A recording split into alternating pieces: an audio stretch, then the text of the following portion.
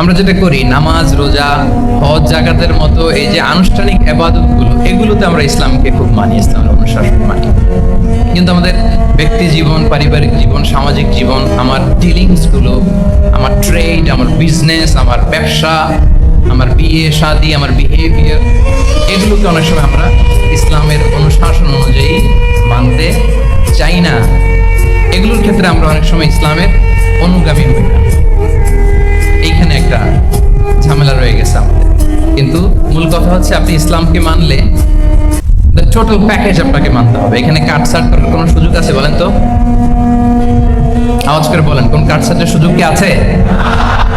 কারণ complete package, complete package, জীবনের প্রতিটি অঙ্গনকে ইসলামের অনুশাসন দিয়ে সাজানো, বা জীবনের প্রতিটি অঙ্গনে ইসলামকে অনুশীলন করার নামই হচ্ছে ইসলামিক লাইফস্টাইল।